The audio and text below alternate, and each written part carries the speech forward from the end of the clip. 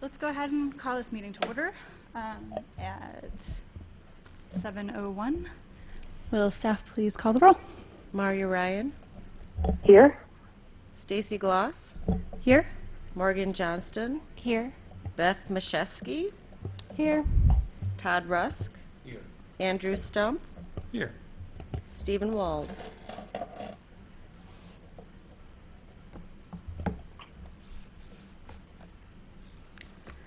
Okay, we have a quorum. So are there any changes to the agenda for tonight's meeting? All right, without hearing any, we'll move to approve the minutes from the previous meeting. Are there any changes to the minutes from the meeting from May 2nd? I move to approve them. Okay, is there a second? I second. All right. All in favor to approve? Aye. Aye. All right, those minutes from the previous meeting are approved. So we will move into the public input portion of this meeting. So part of public input actually is that we will do a public input now. You'll have 5 minutes to address the staff. We will also give time after each of the topics during the meeting for anyone to ask questions or to make any comments if they want. We'll open the floor at that time when appropriate. So if anyone has any comments that they'd like to address us before the board right now, please come forward. Please just state your name and address. Okay, name and city of residence. Right. Okay. I'm Stuart Levy, and I live in Champaign. I'm also a volunteer with the local Sierra Club. So I had a couple of things. One is something I know Scott Tess is already interested in, and I'm interested in it too. I wanted to be sure you all have it in mind. The Future Energy Jobs Bill that passed in Illinois last year provided for a bunch of good things, and one of them is community solar. So setting up areas that people could invest in collectively, and that would get some, as I understand it, a guaranteed market for solar electric power generated in these fields. So at my house in Champaign, I would love to, provide a little slice of solar electric power to the aggregate grid, and I can't. I have great trees. The trees are staying. If there were a community solar field, then people who rent, people who have houses that don't have sunlight, could invest in this. So I think it's a very good thing. I heard that it requires cooperation from Ameren, who would be hooking it up to the grid. So I hope that Ameren hasn't. I think what I've heard is that ComEd has already been encouraging projects like this. Ameren so far hasn't, and so I hope the city might suggest to Ameren that they think it would be a good thing. That's one. The other thing is that, as I'm sure we've all heard, President Trump has decided to withdraw from the Paris Climate Agreement, or at least announced that that's what he wants to do, and a whole slew of mayors across the country, now recently including the mayors of both Bloomington and Normal, have joined on to a mayor's climate action plan, and I wanted to encourage the commission to encourage the mayor of Urbana to do likewise. So that's all I had to say. I actually checked the other day, and she did actually sign up. Oh, it's already happened? Yeah. Yeah. Oh, great. I did not see that. Well, good for her It was then. on Tuesday or Monday, so. Oh, great. And also, just to respond to the community solar, a couple of years ago, the city of Urbana asked Ameren to support or to provide meter aggregation, also known as virtual net metering, to allow community solar in Illinois, in Ameren's territory. With the Future Energy Jobs Act, there's actually a minimal amount or a minimum amount of community solar that is required for Ameren to provide meter aggregation services for. So that's going to happen, but there will be presumably just a limited number of projects to fill out that statutory requirement. An additional question is whether Ameren would approve meter aggregation requests above and beyond what's required in the Future Energy Jobs Act. That appears to be an open question. Do you mean if if the size of the project was very small, then it would qualify, but if the size were larger than some minimum, then it might not? Then they might not reimburse for energy fed to the grid at the retail rate, or what? Not quite.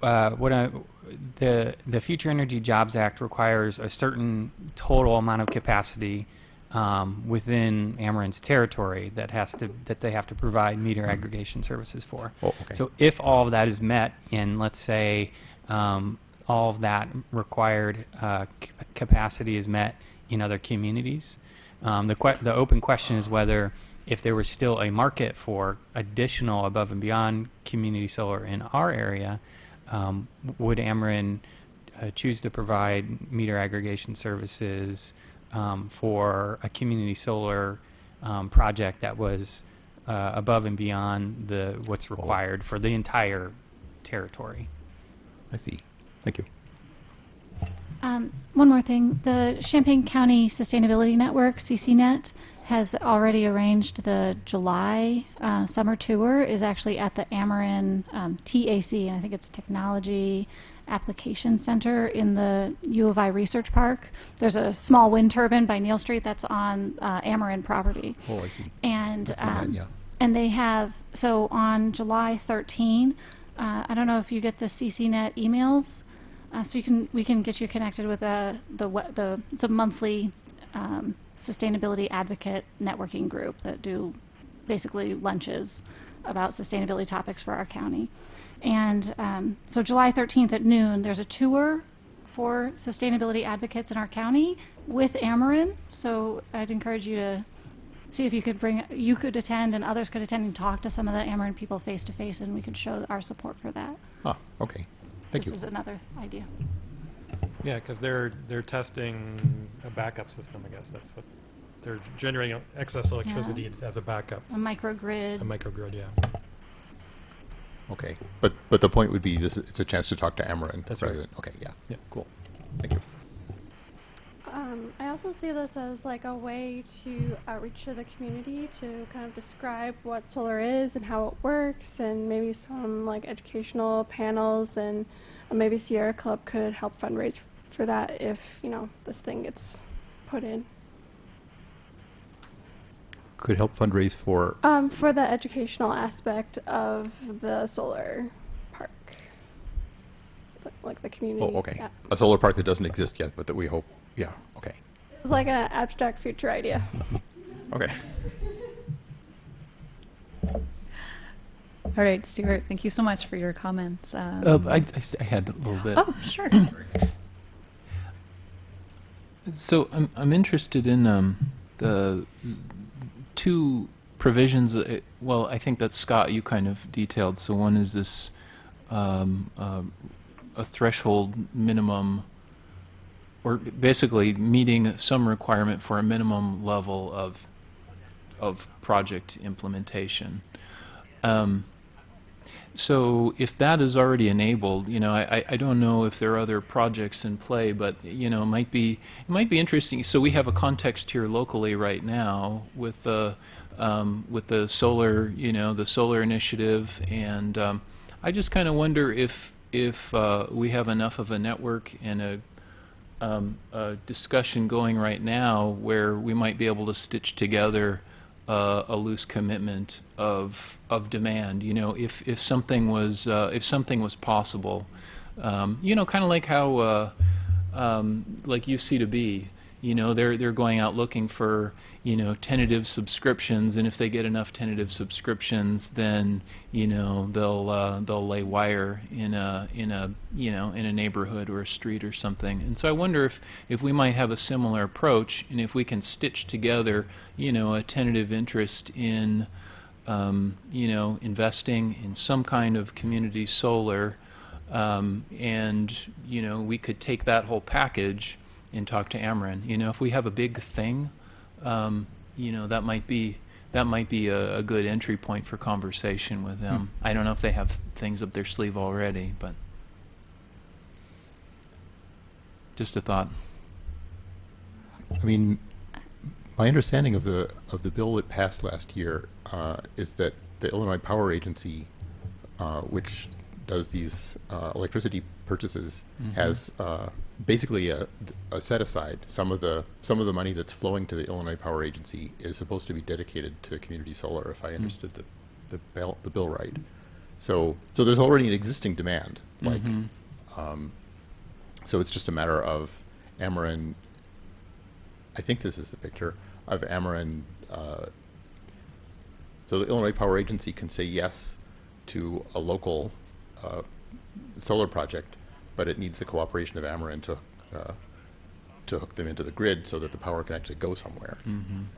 I think your idea, Todd, about sort of identifying which community members would participate in the community solar project, or would tentatively, I think that's a great idea. I'm not sure how it would move forward necessarily, but it just seems like a great idea. We're so well positioned for it, and if we had something like that, we could be one of the first that actually gets implemented in the state, in the Ameren territory. One element that's unclear in how this will proceed is, aside from Ameren providing meter aggregation, which they will be required to do for some level of community solar projects, it's not clear how much more role Ameren would actually have in the project. So I presume that these projects are going to be generated by private developers, and so they will secure the property, collect customers, get finance, build the project, and then part of their financial model will be the expectation that they're going to sell RECs to the state, which is the state's community solar money. That's how they're going to subsidize community solar. Do you think these are like proposals to the IPA? I'm not sure exactly all the roles that are going to be played. Okay. So, for instance, to take your idea, Todd, if community members wanted to, put names down and capacity numbers down of how much community solar they'd be interested in buying, who would they deliver that to? Who are we selling our demand to? Is it Ameren, the IPA, or a private developer? I think it's a private solar developer, but that's not all clear to me yet.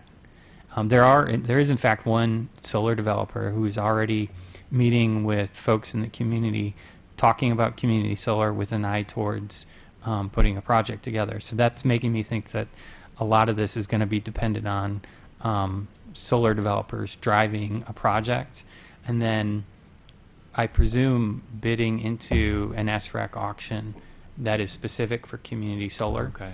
And that's the dollars that the state is going to So spend. it's not that's just the a dollars. project that installs stuff and then it goes onto the grid and then disappears.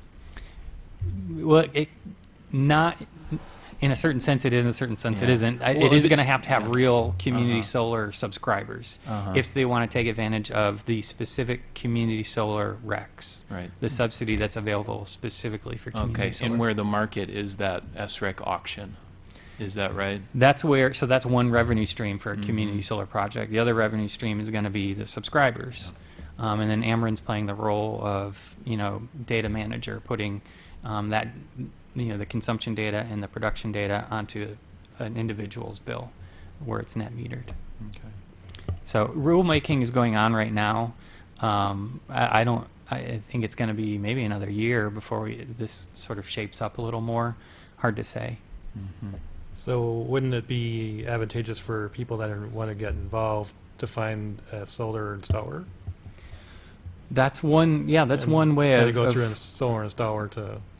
And you know, to reference Todd's idea, you know, perhaps community members would want to put their name and their electric demand on a list that is agnostic about solar developers. We may get to a point where the developer they thought was going to be in the game decides that they're not ready to do it, or that for some reason it doesn't work out. So having a list that is not, you know, developer specific might be a good idea, and whoever is able to secure land and get financing and win recs in the auction can go and get all those names. That's a possibility. Stuart, I wonder if, you know, I wonder if we lost track of one of your, I guess you had a specific ask on this one, and one was maybe advocating that Ameren support or allow net metering, and I guess I just wanted to come back to you and clarify, you know, if there was well, anyways, if this conversation kind of satisfied what you were asking for, or if you could kind of clarify what it was that you were asking for support on. Well, I think it did as far as I understand it. I understand more than I did 10 minutes ago. Which is some help. And you But brought the it's topic. I did. So I've heard a number of presentations about the bill over the last couple of years while it was going together, and many of them were long and detailed, and I still didn't entirely even close to come to understanding what the implications of it would be. But I'm trying to piece together. I want this to happen somehow, and I'm Yeah. trying to figure out what the obstacles are, or where we can push. And this. Well, anyhow, for that, I don't have anything more to say right now. If I find out something more that I have the sense that it would be good for you to know, then I'll come and say it. Thank you. All right, thanks. So I'm wondering if the difference was between, I mean, we have, Scott, please correct me if I'm wrong, but I believe we have sort of net metering at the residential level, but we don't have an aggregated metering, or a way to aggregate metering. So if we had a solar farm, sort of in like the simplest way that I'm thinking of this, if there was a solar farm that 10 community members owned together, how does the utility pay those 10 solar owners for the energy generated at a site that is not connected to their direct residence?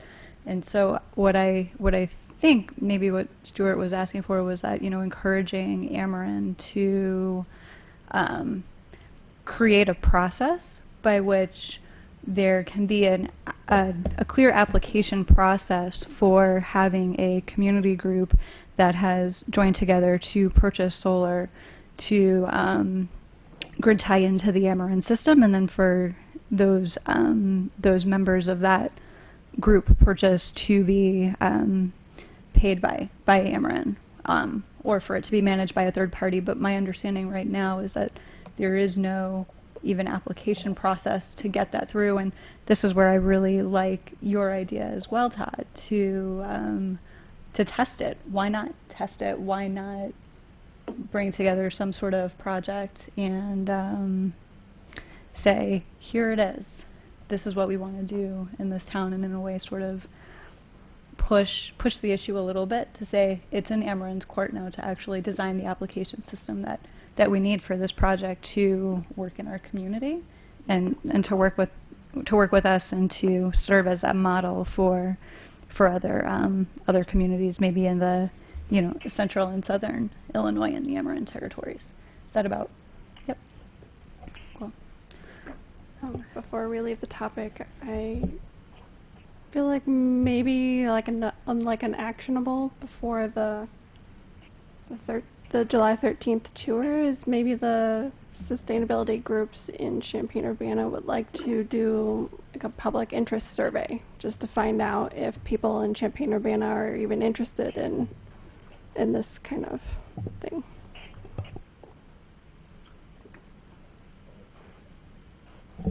Is it possible somehow bolt that on to the solar thing that we have going right now? I mean, it's a different. I mean, this is like virtual net metering, contaminating the, the solar installation project. But yeah, anyways, just that was the first thing I wondered about. Yeah, I mean, in terms of focusing the solar UC on driving as much on-site adoption of solar as possible, complicating, adding more options. I mean, originally, our first round, we had, I think, 3 different types of panel options. And I originally thought, too many options, it's too confusing. Give people one option with a great price. And in fact, it turned out to work fine. But I do have that concern that we're giving too much homework for people to do. And also the time frames aren't going to match up probably. I think it's going to be quite a while before we really have any developers that are going to take serious interest. And I think this round of solar UC will be long over by then. I think the city probably has access to contact information through solar UC. So we may be able to, utilize that for, public engagement purposes for another solar project, like a community solar project. So like all the people who, sorry. When I was at the farmers market on Saturday, a lot of people did talk about, that they were renters or they had, the trees in their yard. Is the current program an opportunity at least to just, collect people's names and contact information? Like just, somebody says if that's their response when you ask them if they want to participate in what we're doing now. You say, hey, we don't have anything like that now, but we're hoping to have something in the future that might address your situation. Gives your contact information, and we'll get a hold of you. Yeah, I like think that. that's fair. I would, knowing that we do have a full agenda tonight and that we do have a guest speaker that's going to do a presentation, if we do have any further business that we'd like to discuss with solar this evening, I propose that we add it to the agenda in the new business section for after the presentations are done. I don't know if I need to have a motion for that to add it to the end of the discussion or meeting this evening. You're shaking your head yes for... Add to changes to the agenda, that would be it. You'd be adding it to Okay. business. I feel like I'm done. Okay. I don't know how everyone else is. I would propose we include it on next month's agenda for further discussion. That's my opinion. Okay, so I think that's what we'll do. We'll include on next month's agenda further solar discussions. So thank you, and thank you, Stuart, for bringing this. Okay, I think next on the agenda would be our staff report. Scott, do you have a report this evening? Yes. First, updates on Climate Action Plan. The city has received 4 responses. I wrote too soon on this. 4 responses to its request for proposal for a guaranteed energy savings project. So staff will be evaluating those proposals, and the next step would be to select some number of those 4 for interviews, and then engage one of them in an investment-grade energy audit agreement, which will involve providing further specific information, further detailed evaluations on behalf of the energy services company selected, and more specific energy savings proposals. I have an update on Solar Urbana-Champaign. We have 204 contacts. I think we finished with about 400 last round. There are 44 summary proposals out right now. This year's vendor is doing kind of a 2-stage proposal process. They do a very quick summary proposal after a site assessment to give homeowners, property owners, a sense of what's possible at their home or business. And then for folks who like what they see, they can come back for a full proposal. And we have 6 full proposals out, totaling 45.5 kilowatts of capacity. We've got 2 verbal commitments totaling almost 14 kilowatts of capacity, 4 signed contracts, 28.62 kilowatts of capacity, and 1 installation completed at 5.22 kilowatts of capacity. I've got a short update on the PACE bill, Property Assessed Clean Energy, that was introduced into Illinois General Assembly. That bill has passed both houses and is awaiting the governor's signature. I don't know when. There's typically a time for the governor to sign a bill that's been passed. If no action is taken, the bill becomes law. There are also vetoes that the governor can exercise. So we're just waiting to see what will happen there. I don't think there's a lot to be done until such time that the bill is signed into law. There may also be trailer bills that will amend this current bill. So the trailer bills could substantially change how a PACE program would form. So again, not a lot to be done at this particular moment, but I'm watching it very closely and very interested in it. Some updates on public engagements. Staff participated in ribbon cutting for the Unitarian Universalist Church solar array. They have a large solar array now on their church property, and it was they just offered us a chance to talk about solar UC. Their project was not part of either round of solar UC. They got their own bid and negotiated their own project. But because they're supporting solar and generally speaking and supportive of our solar UC project, they had us speak about it for all the folks who had assembled there. We also participated in the first meeting of the Illinois Climate Table Downstate Caucus. This is a collection of environmental groups in the state, and the purpose of the group is to share and collaborate on environmental activities and policies. So they're looking very closely at the rulemaking for the Future Energy Jobs Act and other environmental topics. We've got an update on the Sustainable Water Management Plan, which actually Morgan alluded to CCNet earlier. Staff is working with the Champaign County Sustainability Network to host a tour of green infrastructure and pollinator plant installations, and that should be announced by email and Facebook pretty soon, next few days maybe. Morgan may have an update on that. So this is addressing this public engagement goal in our water management plan. I would just note that it's now scheduled for Thursday, June 15 from 12 to 1. It's a brown bag lunch, so bring your food and eat while we walk. Starting at the Save a Walk, Lot. bike, or drive. Say it again? Walk, bike, or drive. You said as we walk. I said Yes, or bike yes, or as drive. we travel. Yes. Sorry, but what is the address? The Save a Lot? Correct. The first stop is a city-owned and created, managed bioswale, which is on Broadway Avenue in front of the Save a Lot store. Last update is U-Cycle. U-Cycle conducted with our community partners, other municipalities, the electronics recycling collection event.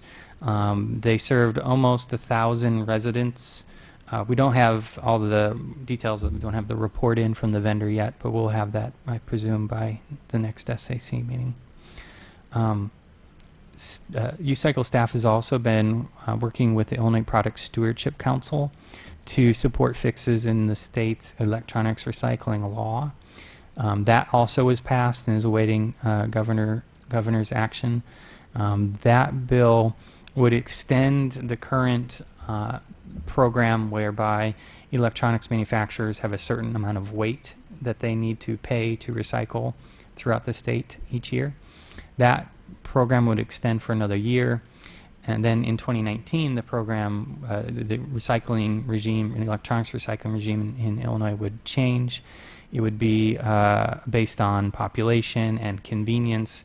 There would be a certain number of collection sites that folks could use, and there would be the possibility for retailers and cities to charge some fees to recycle electronics.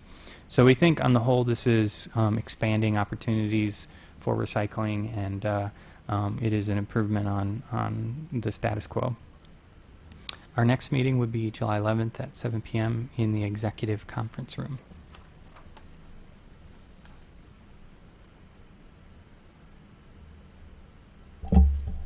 Thank you, Scott. Are there any questions or comments? Hopefully a short question. Were the fees to be imposed on the user of the recycling programs, and do you see that as like a limiting factor? I'm trying to remember exactly how this is framed. I think there is going to be some amount of manufacturer-funded recycling, as there is now, but there will also be opportunities for recycling that's above and beyond that for individuals to pay. Right now, once the manufacturers reach their weight goal, all electronics recycling in the state essentially stops, because it is prohibited for a retailer or a city to charge a fee to cover the costs of recycling electronics. So that's part of the fix. And then there's this convenience standard that is noted in the packet to ensure that all the electronics recycling doesn't happen in the most populous counties, so that there's some good geographic spread.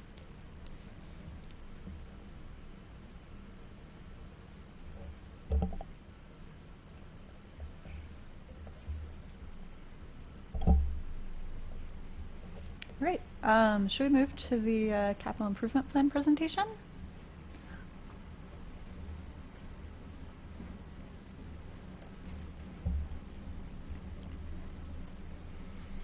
And Mr. Bennett, since I haven't met you, I don't know if you know other folks here, but would you mind introducing yourself and just Sure. talking a little bit about what you do for the city before you hop into the improvement plan? Absolutely. I appreciate being able to come and to present to you this evening. I think I've presented a couple times in the past.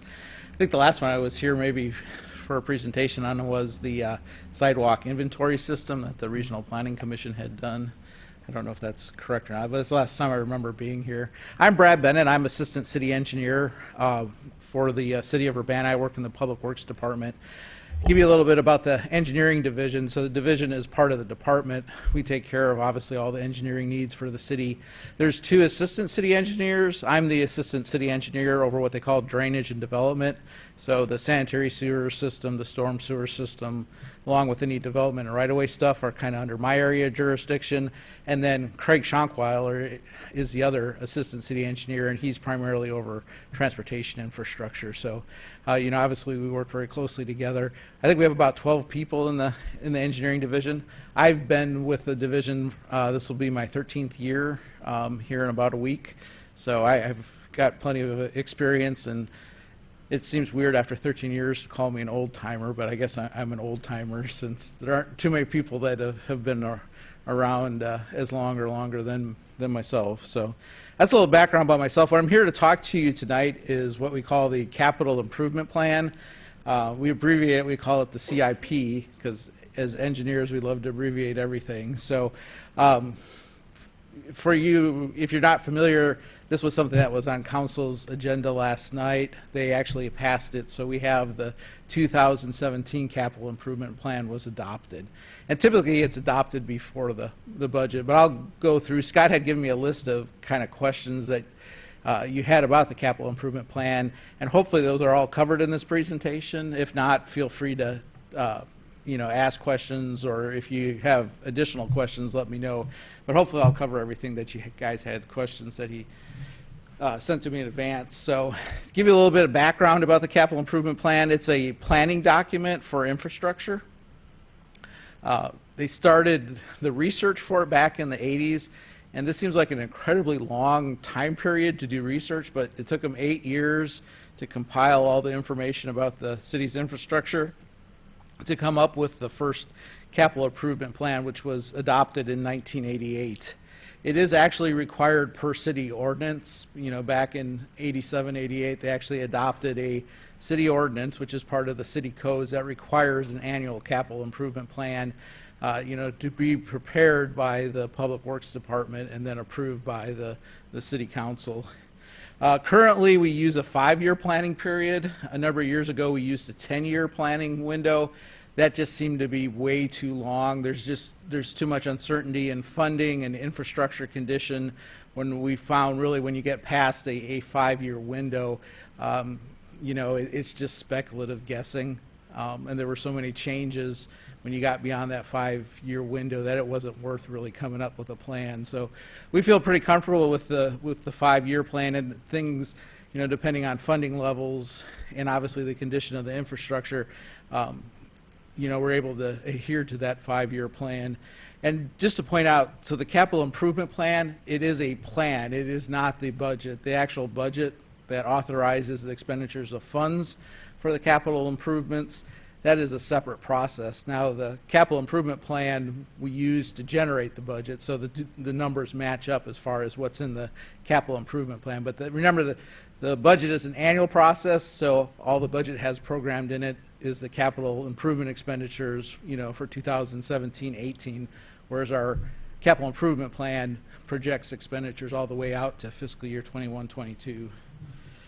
To talk a little bit about some of the budgets that are covered in the capital improvement plan. So for these budget areas, the numbers that are programmed in the annual budget actually come out of the capital improvement plan. So for like the sanitary sewer benefit tax, the stormwater utility fund, state motor fuel tax fund, local motor fuel tax funds, and the capital improvement and replacement fund, those are all kind of pots of money that our infrastructure spending comes out of, and those are separate from the kind of the general city bank account, which is called general fund.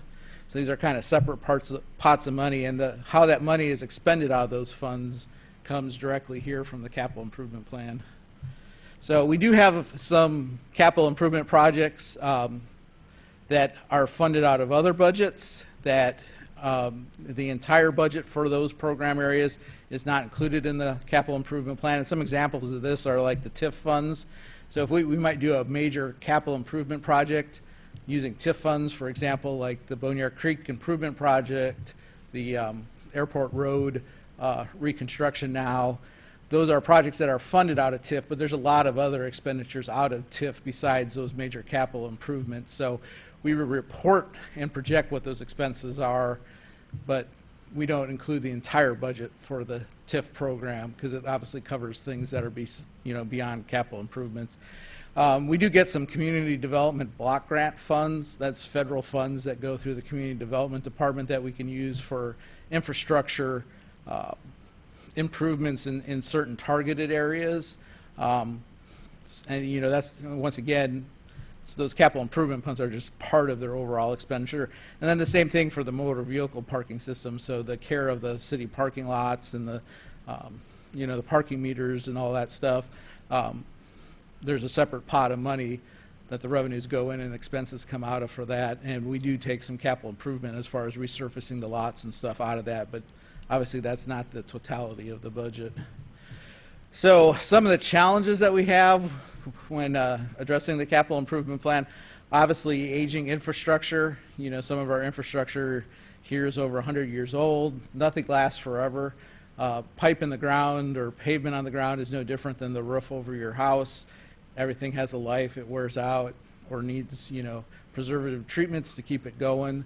One of the issues we've struggled with is motor fuel taxes have been flat, which is a good thing because that indicates fuel efficiency is increasing. More people are using hybrid vehicles. People have switched over to electric vehicles. So, gas use is stabilized. The other reflection is they haven't raised gas tax in decades.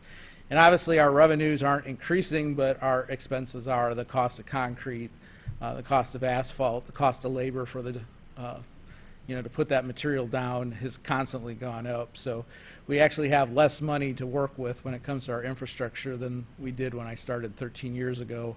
Even though it's about it might be the same amount of revenue, the cost has gone up considerably.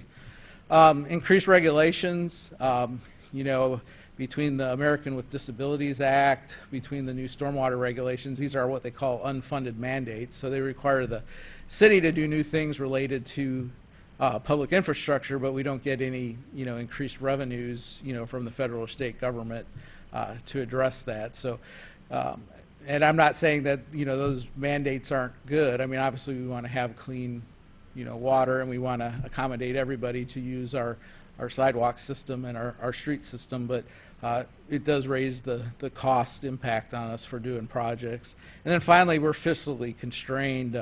Maybe unlike the state government, we can't spend more than what we take in. So that's probably the biggest challenge we have, is we just don't have enough revenue to meet all the needs that there are on the infrastructure side. We really struggle just to maintain the existing infrastructure that we have in place, to be able to replace it or, rehab it so it continues to function. In fact, a lot of the expansion of our infrastructure, we're highly dependent upon state or federal grants. For example, the Olympian Drive, the extension of Lincoln Avenue, the MCOR project, there's all, state and federal money that's really tied into those. A lot of our local dollars go into just keeping the existing system working.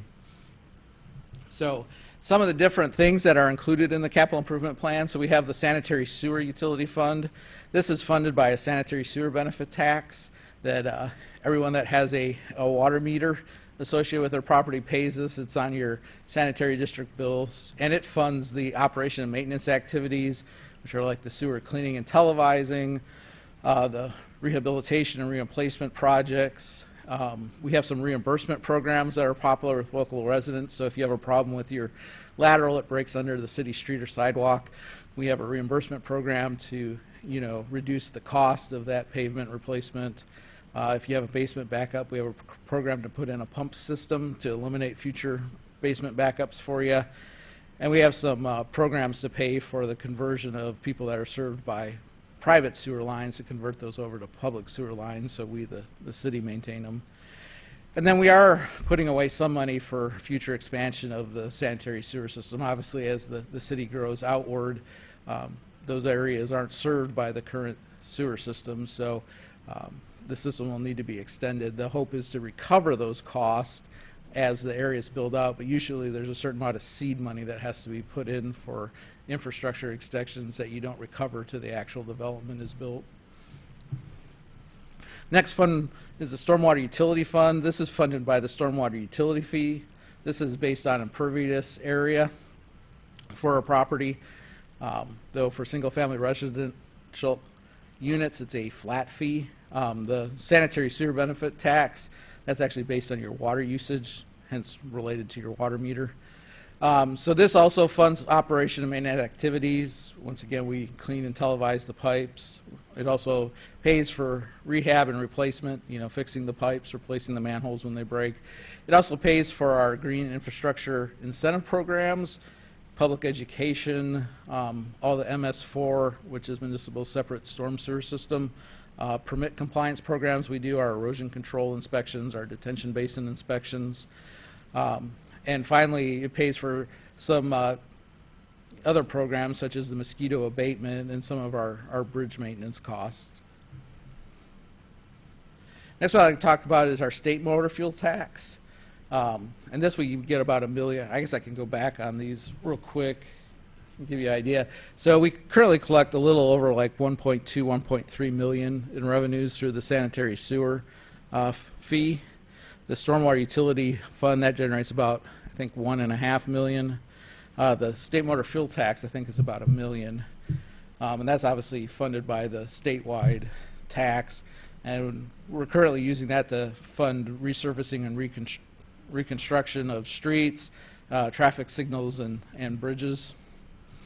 And then we, the city, have a local motor fuel tax that was adopted a number of years ago. And I want to say that collects in the $700,000 to $800,000 range per year. And they use that money for some of the, what they call pavement preservation projects. So they're doing things to try to extend the life of pavements, certain surface treatments to make the pavement last longer, as well as for the resurfacing and reconstruction. And a lot of the local motor fuel tax actually goes to pay the debt service on the Windsor road reconstruction project. Brad, could you go back to the state motor fuel tax? Do you know how that's allocated? Like, is it population or vehicle registration locations or sold? What do you know? How they allocate I believe it? it's based on population.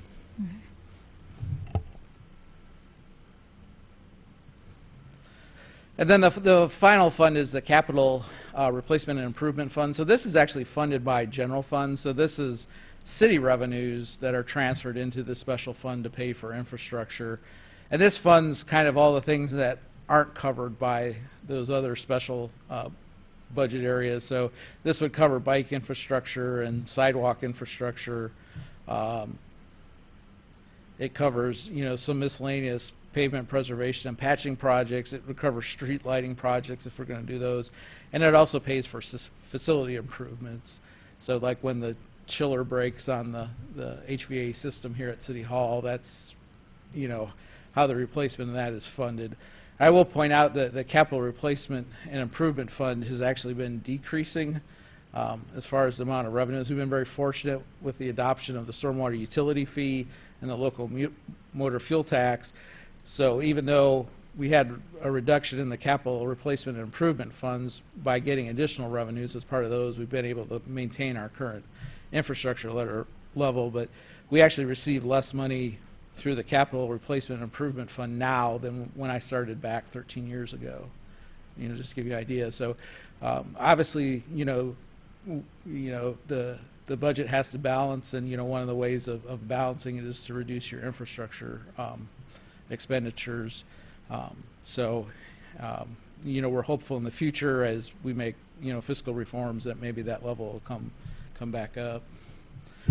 So to give you a little background on who puts together the capital improvement plan. So it's primarily four of us. It's Bill Gray, who's the Public Works Director, myself, Craig, who's the other assistant city engineer, and then Vince Gustafson, who's the facilities manager. So we do include facility improvements, for all the different facilities the city owns, the fire stations, obviously the City Hall, the Public Works building, the Civic Center, all the facilities the city owns. There's a certain amount of maintenance and replacement that go along with that. And then we do have engineering division staff help us out. If you look at the document itself, there's a great set of maps in the back of it that provide you with all kind of useful information as far as what projects are coming up, what projects have been completed. You can find out, what all the different types of city pavement are, how many projects or sewer projects has the city done since 1988. All that great information. What the TIF districts are, where they're located, all that information is in the back of the capital improvement plan. So a timeline that we use for completing the capital improvement plan, July through December, so basically right after it's adopted, we take a little bit of a break. But starting up in July, we start assessing the infrastructure needs and identifying potential projects. And obviously you can see, that's the greatest period of time. We work under a asset management system, so we're inspecting and analyzing the condition of our infrastructure, we're prioritizing it, and then we're programming in either rehab, repair, or kind of revitalization to keep going keep the infrastructure going as long as it can. January through March is when we start taking all that data that we've accumulated and crunch it and come up with, what are our top priorities, for the coming year. And obviously the critical components are, what is the cost of it? Because we have a certain amount of money to work with, and along with, what is the priority of it? Because we don't have enough money to address everything, we have to be able to prioritize as far as with the money we have available, what are the most critical infrastructure needs that need to be addressed. And then March through April is when we do a lot of coordination and talking with the finance department and obviously internally as far as finalizing what that list of projects are and making sure that the dollars balance out with that. And then usually April through May, we're actually preparing the documents. Mid-May, which is just a couple weeks ago, we present that capital improvement report to the council. and then usually here in June it's adopted before the budget is, and then we start the process all over. So it really is a year-long process, and you know, we're always collecting information. So if anyone has ideas, and I'll kind of go through how we get some of that information.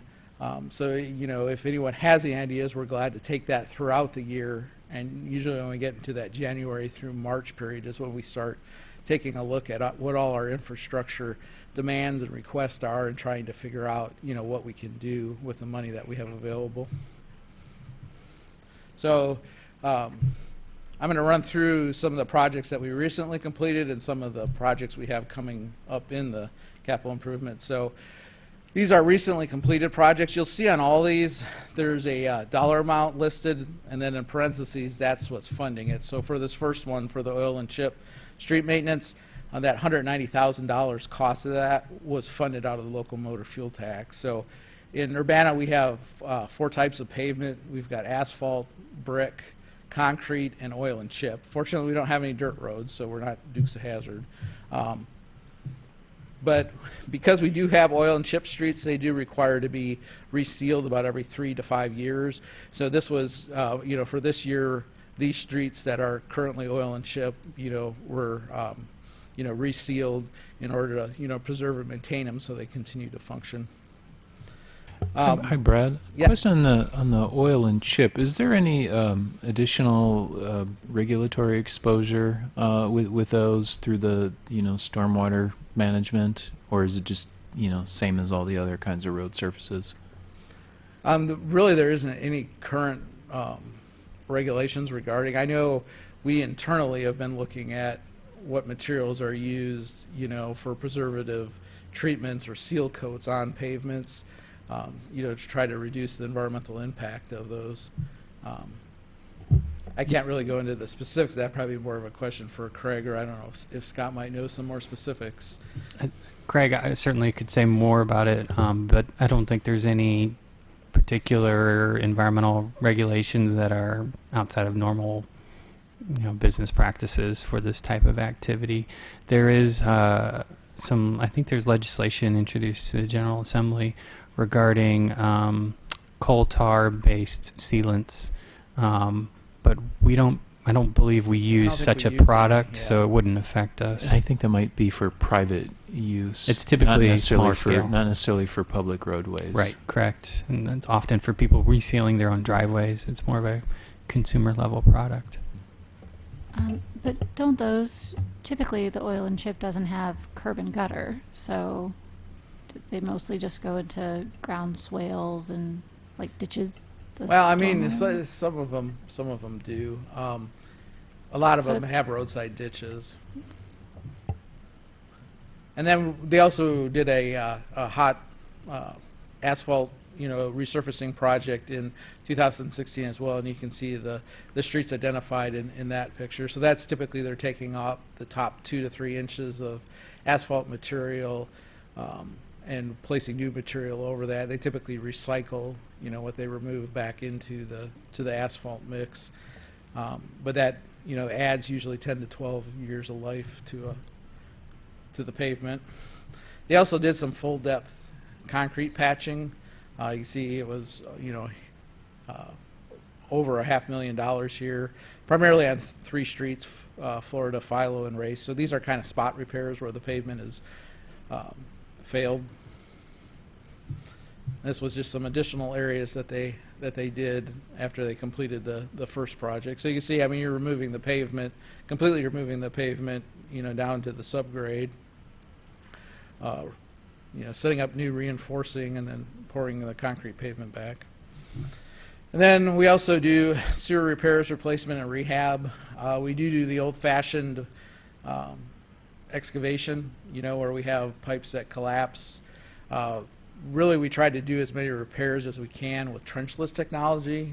Nowadays, they have a process called cured-in-place pipe liners, which are a great, you know, rehab technology. We can actually line manhole to manhole, put a new pipe basically inside the existing pipe without having to do any excavation. So that's kind of our preferred method of rehab, and we traditionally spend more money on the Kearton Place lining. We've done over 20 miles of sanitary sewer lining here in the city.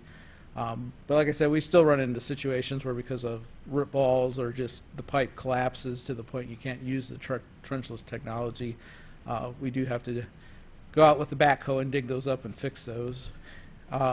We did do a project. We do have some areas of the city that don't have public sewer. They have what we call private sewer, which are usually undersized lines in poor condition.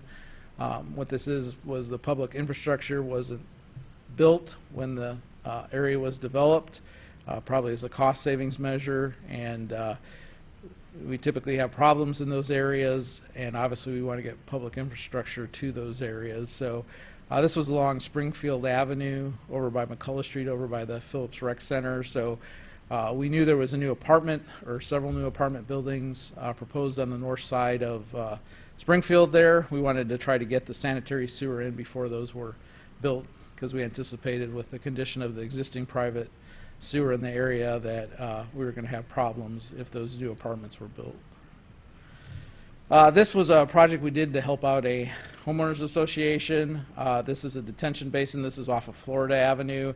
There's a large 60-inch storm sewer that feeds into this detention basin that belongs to the city, and all the flow that came through that 60-inch diameter pipe was kind of washing out the bottom of the detention basin. So one of the things we did was we kind of rebuilt the bottom of the detention basin. We pulled out the underdrain piping and put in a low-flow concrete channel. We actually used a product called concrete cloth to armor that, and it has worked well. We've had several large rainstorms that we've tested it, and it's held up, and the homeowners association's been very grateful for us taking care of it. But I point out it was the city storm sewer that was eroding the bottom of their detention basin.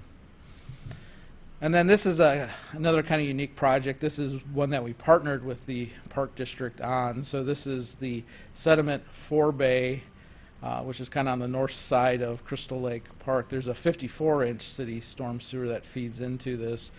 And this was constructed about 30 years ago to capture all the sediment coming into that coming out of that 54-inch before it got into Crystal Lake. You notice there's kind of a concrete weir wall over here to slow and back the water up in this sediment basin to allow the sediment to drop out. Well, after 30 years, it had filled up to the point where, I mean, the material was actually above the surface of the water. So we partnered with the Park District. The total project costs about $400,000. The city share will be half of it, so about $200,000. But Stark Excavating was the contractor. They've actually removed all the sediment out of the sediment forebay. It's been hauled over to the city landfill site, which is over by the Landscape Recycling Center, and it's currently drying there. The landfill around here will not accept wet waste, so we have to get it up to a certain percentage of solids. We have to get the moisture out of it before a landfill will accept it.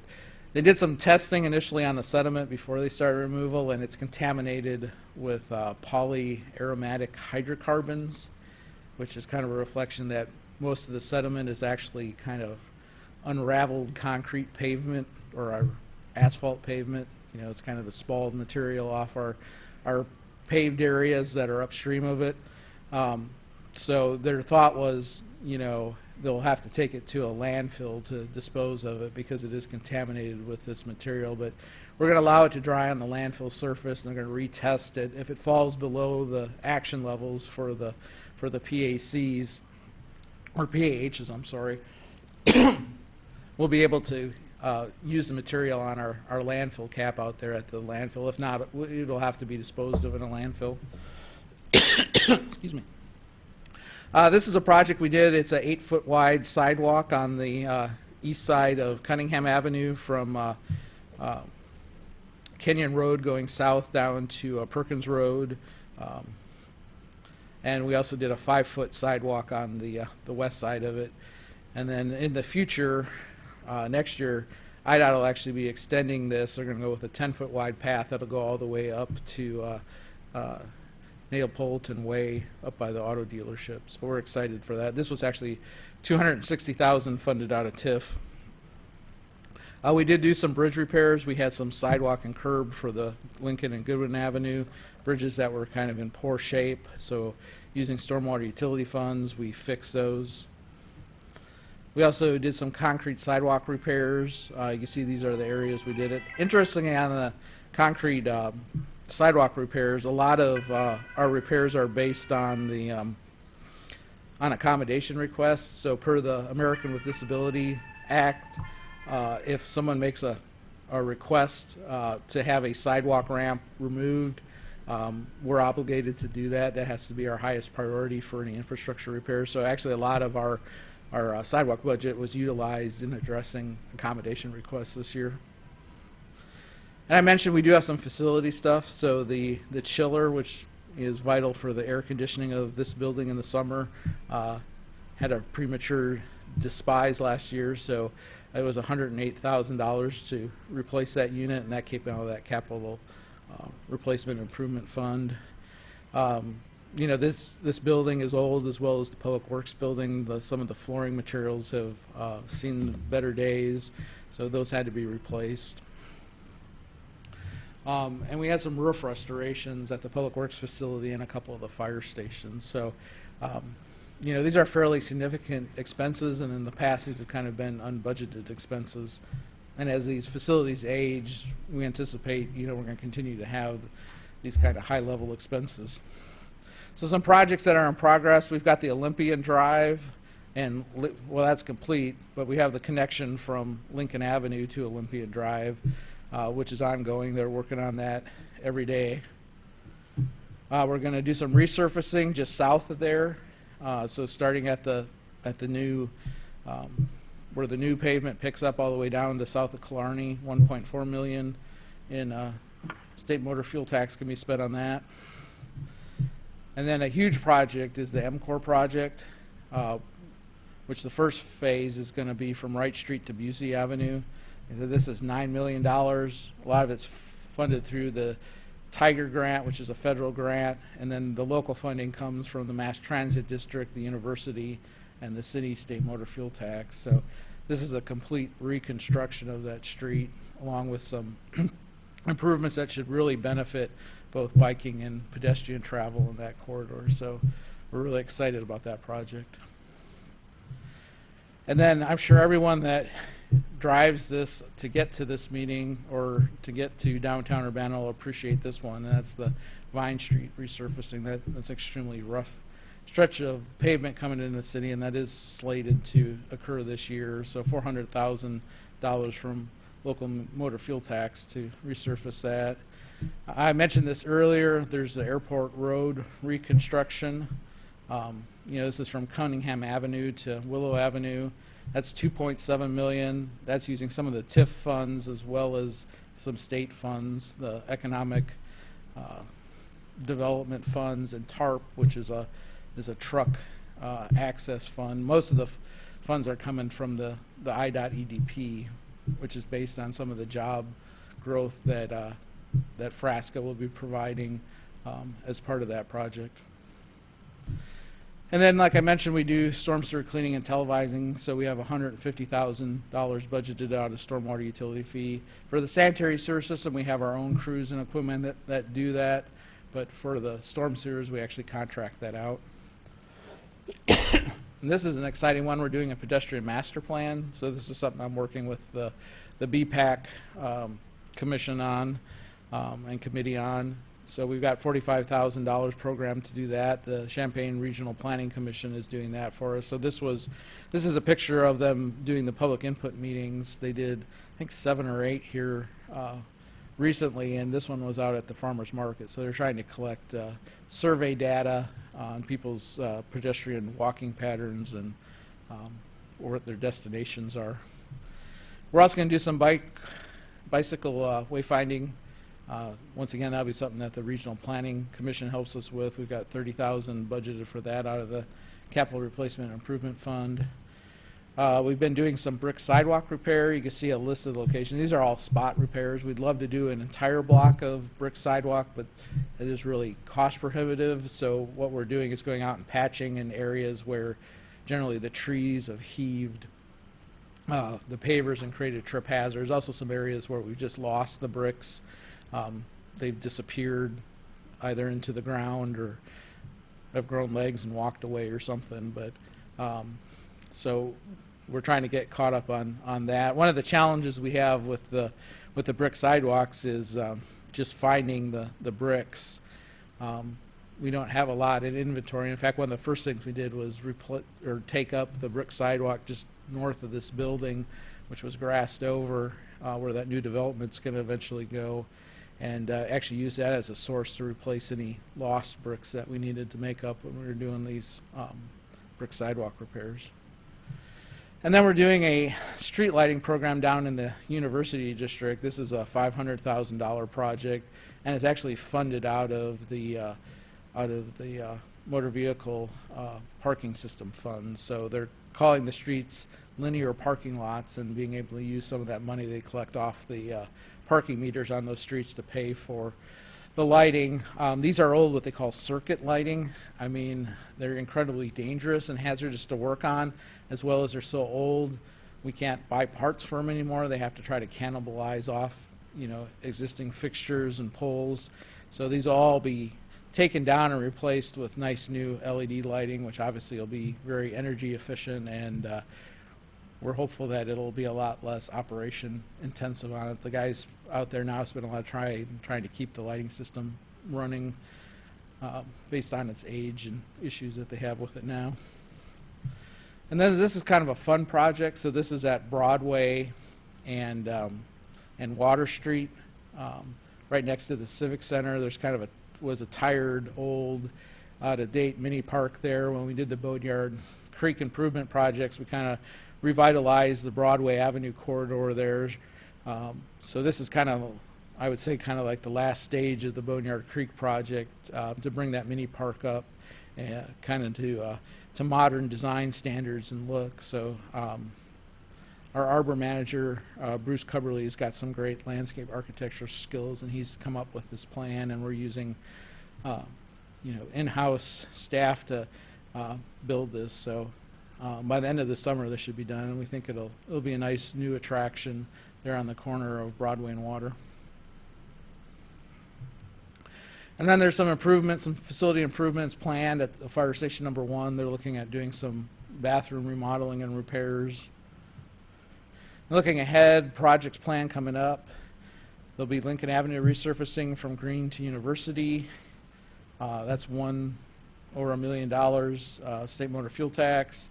Springfield Avenue resurfacing Gregory to Kohler, $390,000 through local motor fuel tax. Ray Street. Yep. Just when you're doing resurfacing, you don't make any changes to the layout. Is that correct, or are you possibly going to do some intersection improvements?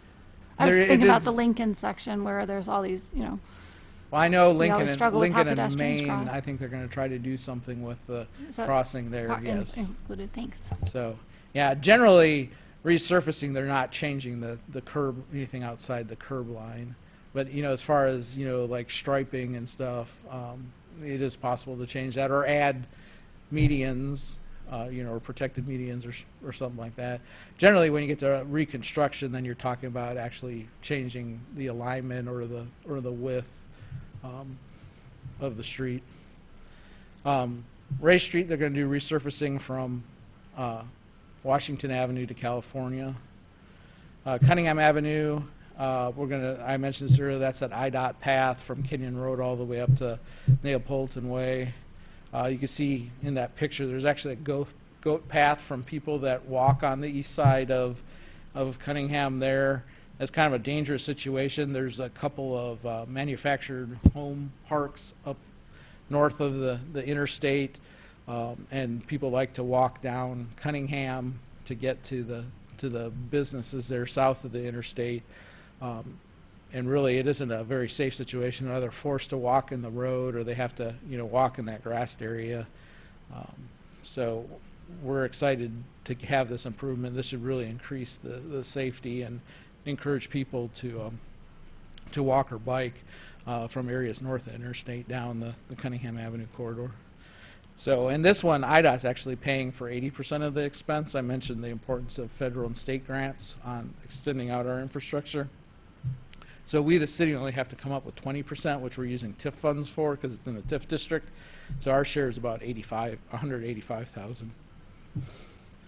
And this is another example of a sewer extension we're doing. So this is St. Matthew's Church here on the corner of Amber and Philo.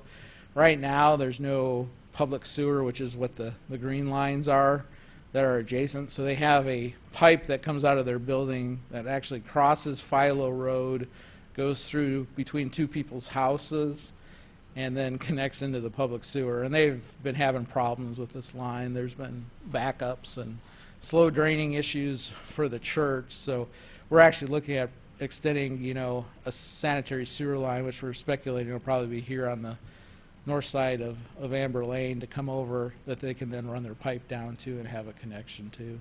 So like I said, this is kind of paying for the sins of the past. When this area was built out, they really didn't extend the public infrastructure like they should have to serve that particular property, so we're having to go in and retrofit that in. We're looking at doing a citywide assessment of our facilities. So we want to have kind of a master plan for when we have to replace roofs, flooring surfaces, HVAC units, have an idea what the costs are and what the anticipated replacement schedule are for those items, as well as looking at facility needs. So I know all of the city facilities, they've crammed everybody into as small a space as they possibly can. We're kind of bursting at the seams, so they'll be looking at, you know, what's the most effective utilization of space, you know, for all the city staff that there is. They're going to be adding some diesel exhaust systems at the fire stations. This is kind of a health safety thing to protect the firefighters. So when the engines are in there idling, they're not inhaling that carbon monoxide and diesel exhaust. They'll be doing a HVAC water heater replacement over at fire station number 2, which is on South Philo Road. So those are just units you can see on the picture based on the age. They've just reached the end of their useful life. Then project plan for fiscal year 19. So this is 2 years out.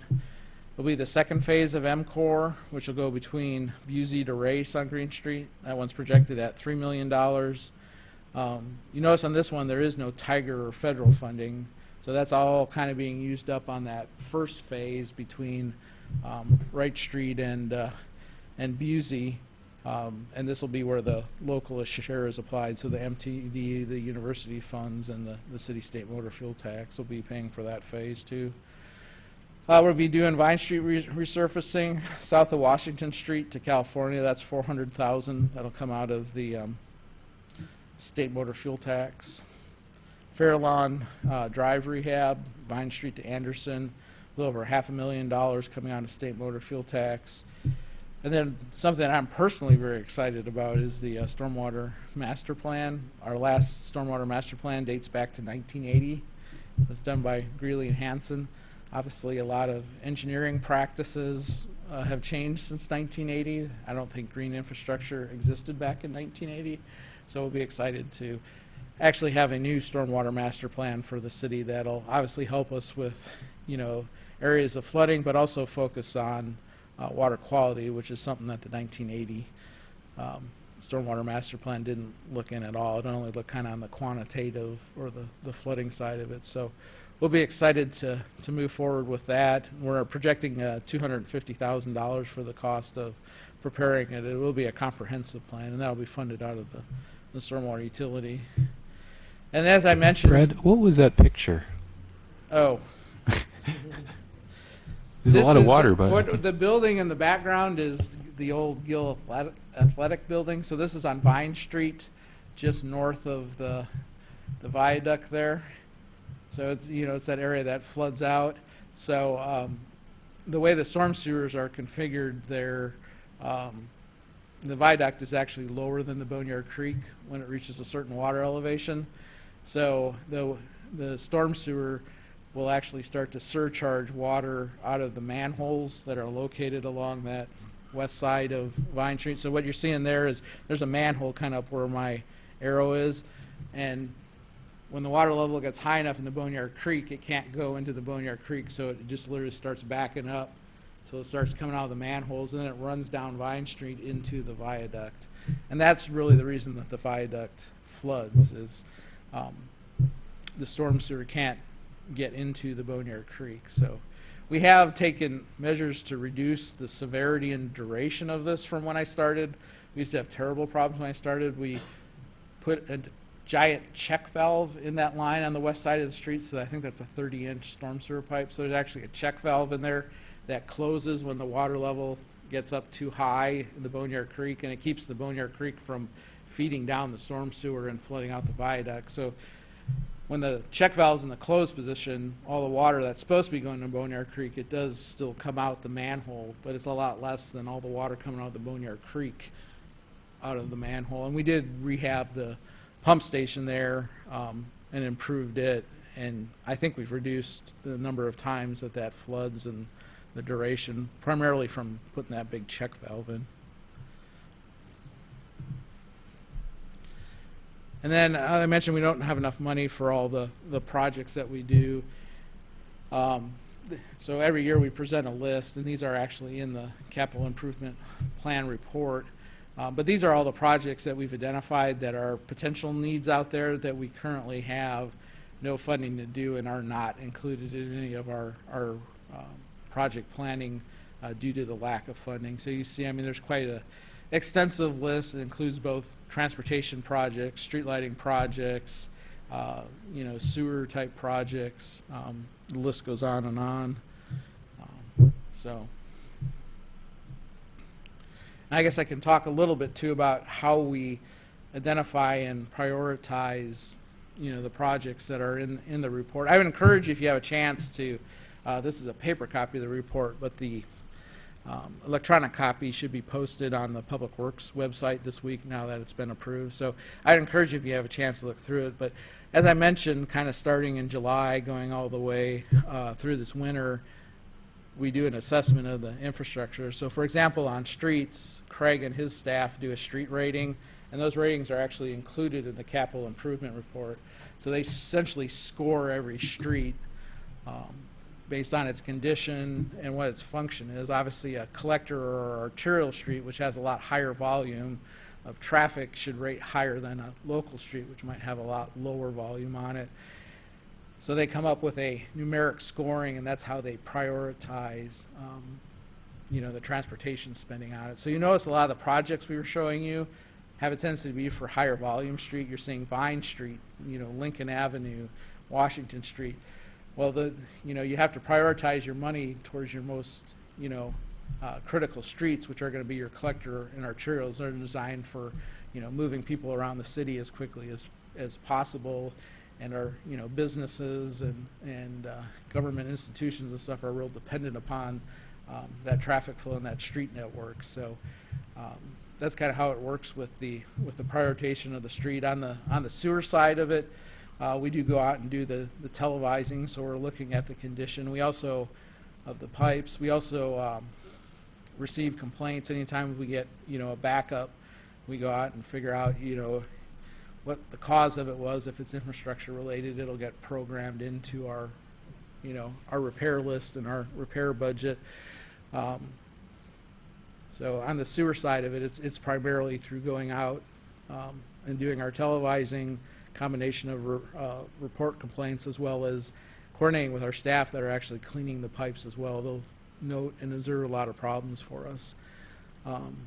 And then the sidewalk infrastructure side of it, we do have the sidewalk inventory system, and we are using that. There were some hot spot priority areas that they identified as high pedestrian corridors that we're kind of focusing our sidewalk improvements in. But like I said, on the sidewalk side of it, we do have to honor any accommodation requests for ramp reconstructions. And like I said, most of our money this year, as well as for the next year, is going to be programmed into replacing non-compliant sidewalk ramps that disabled individuals have requested be replaced. And obviously that's our top priority, and we're going to put our money into getting those fixed so those residents have that level of access that they deserve. So with that, I'll open up to questions. I know that's a lot to throw at you.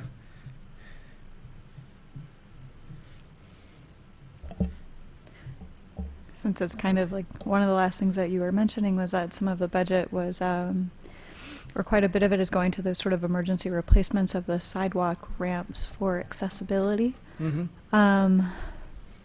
Can you tell me, is that it for residential or is that mainly for commercial? I'm just not exactly sure, like where those ramps would be that are being replaced, and maybe what responsibility do the property owners have to contribute to assisting with those types of projects to ensure that the people who are accessing their residences or businesses have the access that they need? Well, I'll answer your question in two parts. The first is, as far as for the sidewalk infrastructure, the city takes full responsibility for that. So the resident is not responsible for replacing the public sidewalk adjacent to their property. I thought these were like for driveways or something. These No. are not. Oh, No, okay. the sidewalk ramps are where the essentially the sidewalk ends at the street, where it transitions, where it crosses the street at an intersection. Yeah. And, unfortunately, Urbana's been making an effort to replace those, and any time that we do a resurfacing or reconstruction project, as part of that, if there's any non-compliant ramps, they bring those up to compliance, as well as we go out and spend money bringing those up. But we still have lots of non-compliant ramps out there. We do have quite a few compliant ramps that we've fixed over the years, but obviously our goal is to totally eliminate those and have 100% compliant ramps. Obviously, the limitation on that is having the funding to do that. So, Okay. Questions from the commissioners? Yep. Thanks for that presentation. That was really good. you're welcome. I'm wondering about, you were just mentioning that, when there's a resurfacing or some kind of reconstruction, maybe you look at things like accessibility. So is that a general practice? Anytime there's a resurfacing or reconstruction, you look at other improvements, like for multimodal or I don't know if stormwater benefits or whatever. Is that a general practice, or I don't know? It is. We are a complete street community, Mm-hmm. so whenever we're working on streets, we're looking at every mode of transportation, whether it's pedestrian, bicycle. Transit, as well as vehicular. So we do take that into account. On the stormwater and sanitary, we do actually televise all the infrastructure that's under the street that's going to be reconstructed and resurfaced, because if there's any gray infrastructure, pipe or manhole improvements that need to be made, you want to get those incorporated in and taken care of before they actually put the new pavement down. The worst thing to do is go cut a new street right after it's been resurfaced to make a sewer repair. So that is something that we do. We haven't had too much tie-in between green infrastructure and transportation projects, mostly because we do a lot of resurfacing where you're just taking off that top surface. Some examples where we have tied it together: when we did Broadway Avenue as part of the Boneyard Creek, we included a bioswale as part of that, so some of the street drainage actually directed off. I think that's a tour that Scott's got coming up. Kind of over where that sanitary sewer project I mentioned earlier, that was another one when they did some improvements on Springfield Avenue. They put in a little bit of a bioswale there on the corner of McCullough and Springfield on the north side that picks up some of the runoff off the street and infiltrates it into the ground in the parkway. So we've had some limited green infrastructure partnerships with transportation projects, but usually the limiting factor is funding. There's not enough money on the transportation side or the stormwater side really to be able to do too much. You mentioned just in some of the challenges, increasing regulation. You mentioned ADA and stormwater in particular. Mm-hmm. Do those, so I mean, obviously those come with, if there's a standard that you have to meet, those come with costs to implement. Do any of those, do any of those come with, are there expenses associated with non-compliance or monitoring or, paperwork, or, do any of these bring risk of, if we're exceeding on some stormwater criteria, does that come with, like environmental fines or anything? They could. We've been very fortunate. We've never had any regulatory issues. But, you know, I talked to my counterparts at other central Illinois communities, and for example, Decatur, Springfield, I think Bloomington are all looking at some sort of consent decree or legal settlements with the IEPA related to sanitary sewer issues that they're going to have to spend some significant amount of funds to bring themselves into compliance. Obviously, that's going to be higher user fees for the people in those communities. So yeah, there is a potential regulatory impact with it. The same thing with the ADA. The reason we make accommodation requests is such a high priority is that we've been told by the state attorney general's office if we don't, they will have a representative visit us. And I think Springfield a number of years ago got in trouble because they weren't keeping up with accommodation requests, and I don't know if they got fined or they had to commit a certain amount of money, you know, to doing accommodation requests. So, I mean, it is important that you comply, and there's a cost with compliance. I mean, on the stormwater side, for example, you know, we've had to institute a erosion control permit program and inspection program. Well, that obviously takes staff time and a staff person to do that. So there's cost with that compliance. I have just one more. On the, you mentioned, you know, there's a $250,000 item for stormwater master plan, and it's coming up in a year or two, I think. Do you have any thoughts on, I mean, is it just kind of waiting for that plan to come back and what is identified, or do you have any kinds of, you know, any thoughts, speculative or otherwise informed on, you know, maybe on some key opportunity areas for the city, and you know, are there any strategies you see that could reduce infrastructure costs or operating costs, or you know, achieve some of the environmental goals? You see any particular opportunity areas with that? Yeah, I think there will be. I mean, I think particularly on the green infrastructure side, you know, trying to incorporate that more into our stormwater management. I mean, we've had some demonstration projects, but it really hasn't been widely adopted. I mean, some of it is a little bit of a private-public partnership. You know, we've been trying to get developers and stuff to incorporate that into subdivision design and stuff, and just haven't had much success on getting anybody to take us up on that. But yeah, I think there'll be some opportunities. And I mean, as you know, please note, I mean, we're not going to do that study in a vacuum either. I mean, I'm sure there's going to be plenty of public input meetings to gather what the community's, you know, input and desires on, as well as I'm sure you guys will be heavily involved in the process of that as well. So it's not just going to be us as staff meeting with the consultant saying, hey, we're going to do a project here, here, and there. I mean, it's going to be a community-wide effort. We're going to collect a lot of input and data, you know, from the community as far as what they want, and it'll be a real community-orientated plan. Thank you. I have a question about that. Just because of some of the conversations we've been having about the maintenance of green infrastructure, do you think the stormwater master plan would also talk about the need for, like, maybe to support Parkland's idea of offering a technical training program, that kind of thing?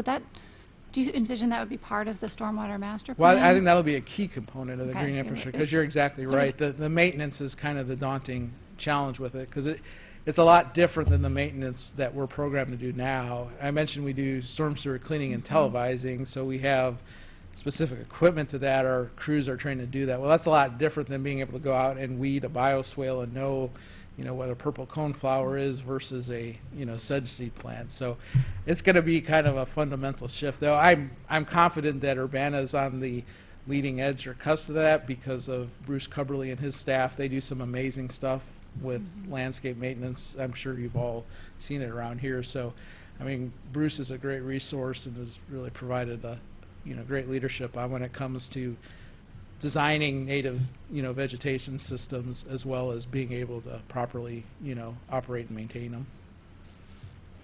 I have another one on a different topic, though. For the facilities master plan, Yes. would that be, that wouldn't, I would imagine that wouldn't be a community-wide conversation so much because it's more about the city-owned facilities, right? Correct. Though when you get into the civic center, there might be some opportunities for public input for that, as far as what the city, because that's a facility that's used, by the entire community. Mhm.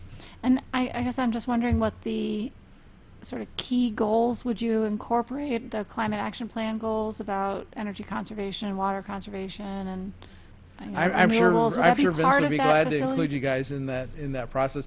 There has right at this point they're just starting to program the money for it, so I don't think they've really fleshed out a lot of the details as Yeah, far I'm as just wondering. I guess I'm asking that it'd be good if they could consider right at the beginning in the scoping that it includes incorporation of sustainability principles, because I'm aware that adding that after the scope might change the price, and so No, that's a good bringing point. it up now, just Yep. in general. Thanks.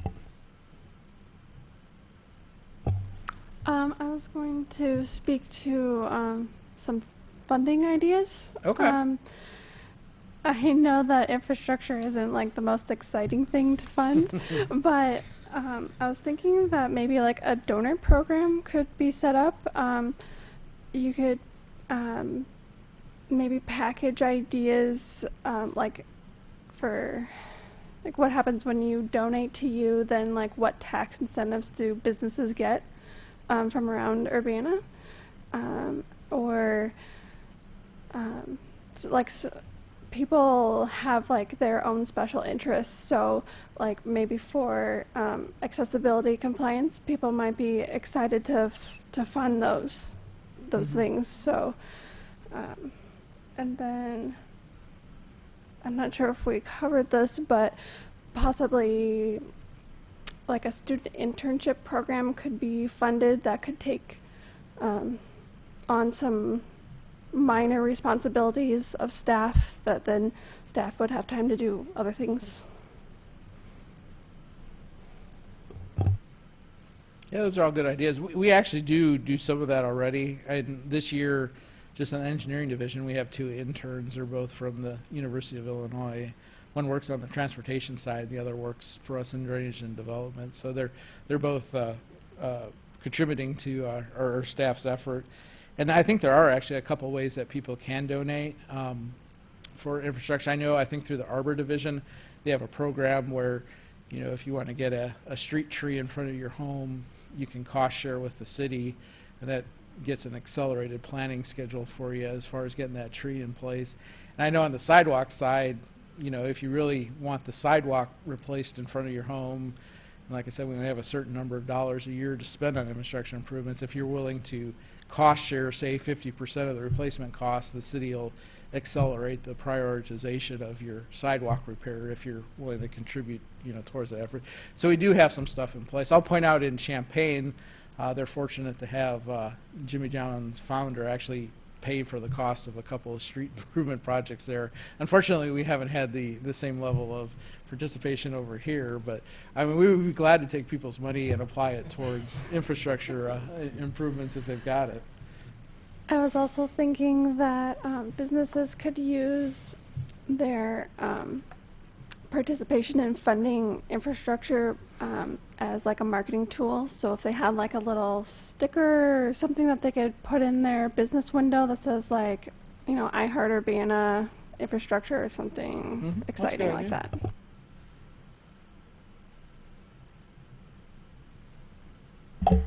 Any other questions or comments from the commission? And like I said, if you guys Council? have any idea, we're always open to ideas, when it comes to capital improvements. You can contact myself or Bill Gray or Craig Schonkweiler. And, we're glad to take into consideration. We're constantly compiling lists of, what the city's infrastructure needs are. So if you have thoughts or ideas, feel free to give those to you. We can't make any guarantees because of funding levels and stuff, whether those get adopted or not. Obviously, we got to prioritize and make tough decisions. But feel free to send ideas to us, or things that you think need to be looked at with the capital improvement plan. We're always open to hear from people regarding that. I just wanted to echo what Todd said about thank you. You haven't necessarily presented to this group before about this, but it was really, really helpful to us, and I think it was a really good overview. I appreciate it a lot. Thanks. Okay, thank you.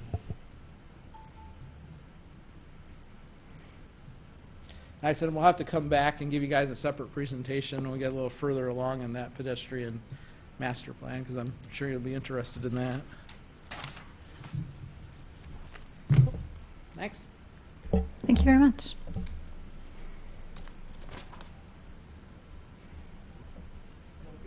Thanks, Brad. Okay.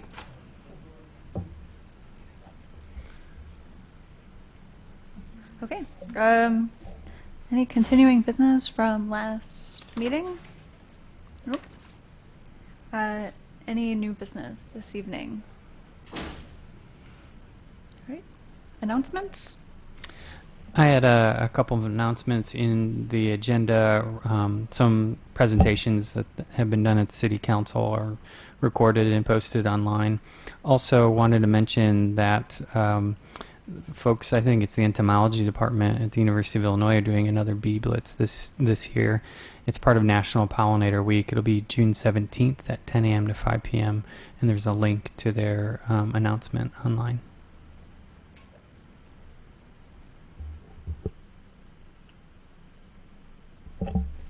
I don't have all the details about it, but I did see an announcement about a Mahomet Aquifer day-long information session being presented by the Prairie Research Institute.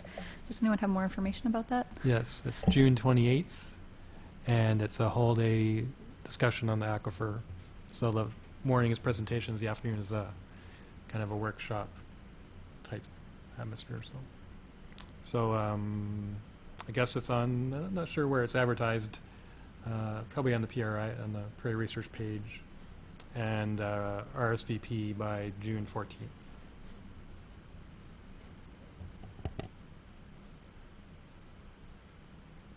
Just in the paper, the news the other day, it was announced the library, announcing purchase of that little green parcel on the corner of Race and Green Street, and so sounds like the idea is,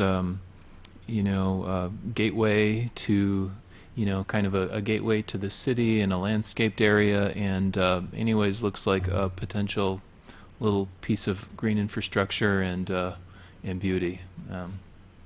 So I don't remember if there was any specific public input associated with that, but anyway, that project apparently is coming.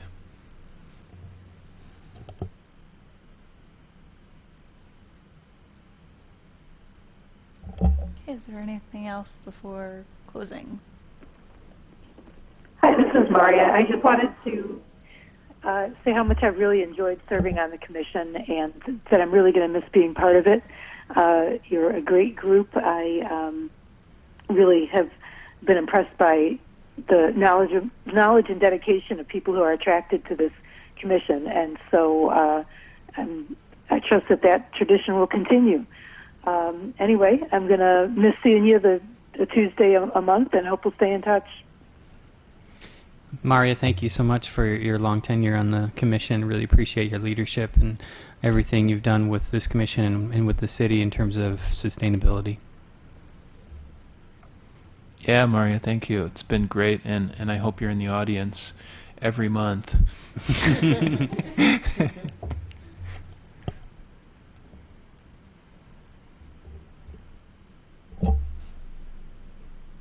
Okay, so there being no further business before the commission, is there a motion to adjourn? I second. All right, meeting adjourned.